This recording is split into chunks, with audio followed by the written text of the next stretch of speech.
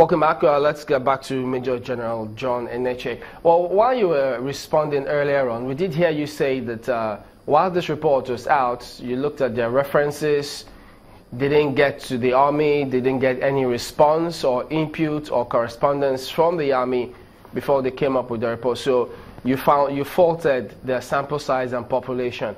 But not long ago, when Amnesty International did a report, we'd like you to even listen to what was said at the time and the response, and we'll get your response. Take a look at this one. As Amnesty International, before we put out reports, we are absolutely sure. And we, as an organization, put our weight behind every report that we publish.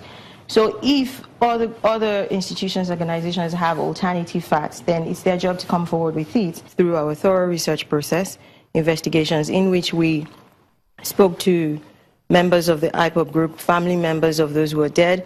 We also had forensic experts help us in analyzing these pictures and videos. We analyzed over 87 videos and at least almost 200 pictures, in which all of this evidence putting together shows that at least 150 IPOB members have been killed by members of the Nigerian military. We always send our findings to them, and it's their job to respond or not respond. And you have seen that they've come out to deny it. They deny every allegation in totality.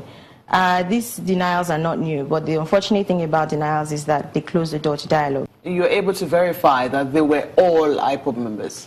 Yes, we have a thorough research process in which we have to triangulate, which means that if we find information from one angle, we have to find two other angles to corroborate this, at least two other angles. It can be more. And apart from the research process, which is very thorough, there is also different levels of quality assurance.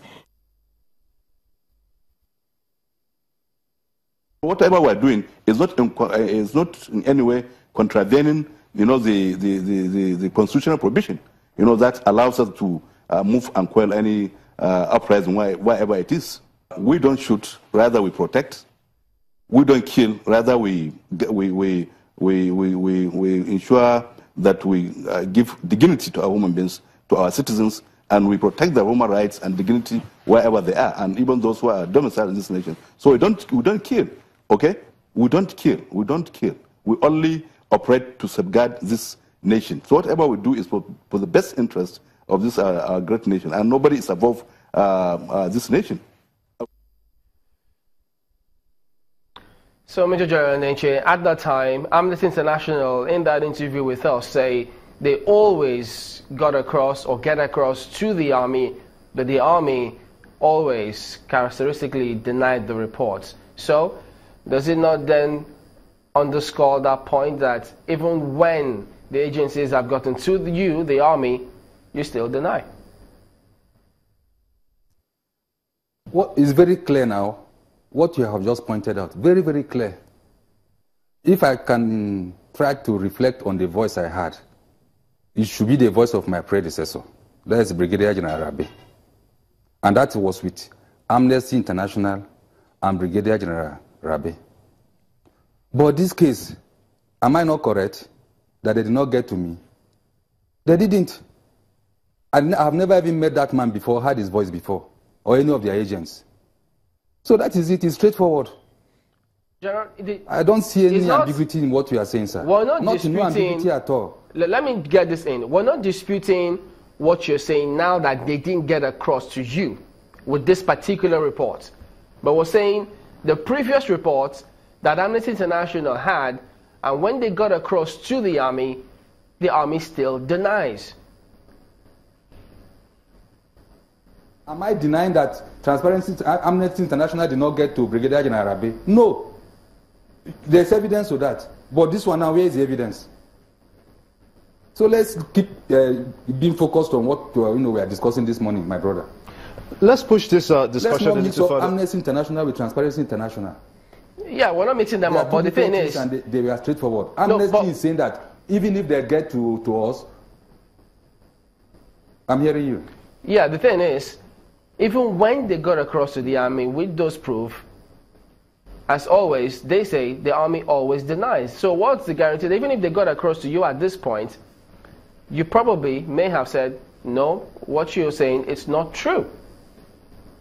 So you are thinking for Transparency International now, that in case they come, and we say no, that's why they didn't come. There's a precedent, Why don't Major you find out General? from Transparency International why they didn't come? And No, the man has told a lie. There's a precedent here from the Yes. interviews we've conducted It's good that for the you to have army a lie usually and work on denies it. these They're not having a cases. lie at all. There's a precedent we've seen here that the army characteristic or basically denies these cases, and that's the point we're making here today.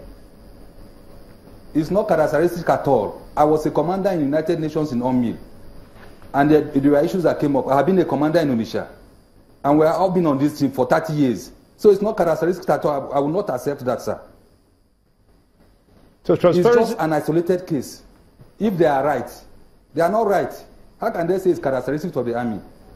So Transparency International Was it says that they will come to meet with you later on today. Will you be willing to have an interaction with them when they come? Very, very well. And I will even, encourage them and guide them and give them counsel on how to do their work well.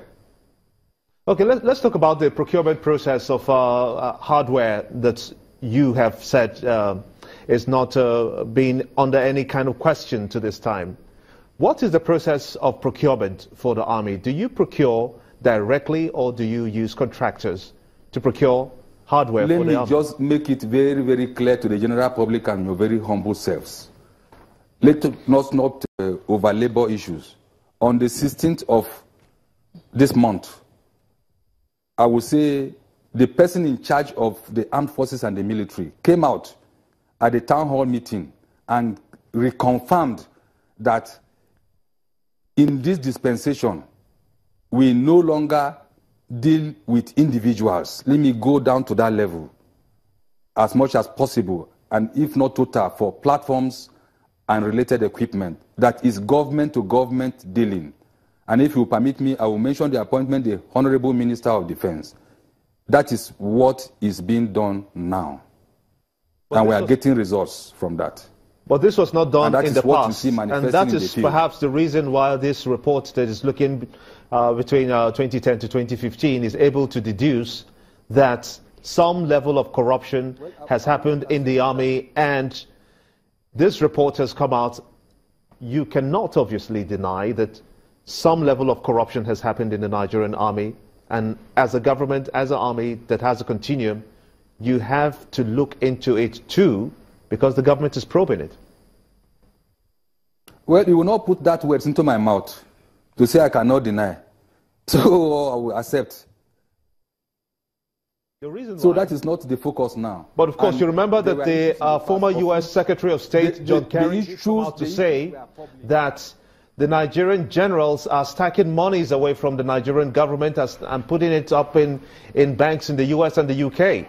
The U.S. Secretary of State, John Kerry, did say that. So you cannot say you're denying it. Let us talk currently. But even if we have to go back, you have said somebody said it, and it was handled then. So the now that I'm talking to you, there is nothing like that. So nothing is going to be done about that now. General, let's quickly take this question now. Okay. Just before we went on break, we were talking about how the military chief, the army chief, issued a warning to soldiers. You say that it is routine warning, but from what we hear, from what was issued, they had reports. That statement was issued upon reports that some politicians were approaching soldiers for political reasons. That was why the military chief did issue that report. Are you aware of that? See, I will tell you that normally there's what we call surveillance. Surveillance comes in several ways, and it is a constant thing. It's just like you now putting a camera on me and observing me. That is what happens in the military. And like I said, yes, the barracks doors are not closed to people. And we don't lock up soldiers in the barracks and say, don't go out. Now, it is possible what you are saying, that they approach them. Like I didn't say that. No. The statement said that. You are telling me that a statement said it. You're Yes, not let us refer to the You're statement. not aware of it? I'm not aware of it. Okay. Yes, you are telling me that the statement said that. So if the statement said it, it is left for us now to do what? to mount surveillance and to continue with our routine duties. And what I'm telling you is the absolute truth. Normally, to put people under caution. You don't think that whoever it is that is affected, I mean, it should be more than caution. We should see evidence of the caution. And that is, like now reports are coming out, like you are telling me and you say there's a report. There will be actually machineries set in motion to come to the public and tell them whether it is confirmed or otherwise. How do you intend to proceed with this matter? This report is out there in the open now, talking about this weapon in transparency report by TI. It's out there in the open, and even though yes, you're giving your statement, people will still suspect that, well, the military is not as transparent as it should be. Do you think that the military will imbibe some amount of transparency? For me, I know that going by the trend in the country now that flows down from the top, when I mean the top, the political masters and the direction they have given us, I think there's enough transparency. But as it is in life, there's always room for growth. We keep growing until everybody transforms to glory. So there could be more room for improvement on what we have now. And from my own personal experience, I think things have been getting better since I was commissioned into the army some 30 years ago. So there's room. You have confirmed that you'll be meeting, that if Transparency International does come this afternoon, you'll be willing to meet with them. They have not told me they are coming, but if you tell me they are coming. They said yes, that they hope to meet with you this afternoon. Okay, no problem. There's no challenge, no problem at all. You'll be willing to meet with them? Very, very willing to meet with them. Will you be willing to work with them? Yes. What kind of work? There's nothing to work. There's work now. Everything is open. So what work? You initially said you're not going to be willing to work with them. No. Don't quote me like that. No, I didn't say that. Several people come. Journalists come. They ask for all manner of information and we give them from my office. So that's it. Well, General, we have to say thank you for coming on Sunrise Daily. Major General John Int'l is the defense spokesperson. Thank you for coming on Sunrise Daily. Thank you. The program continues about now as I hand you over to Chamberlain in Lagos.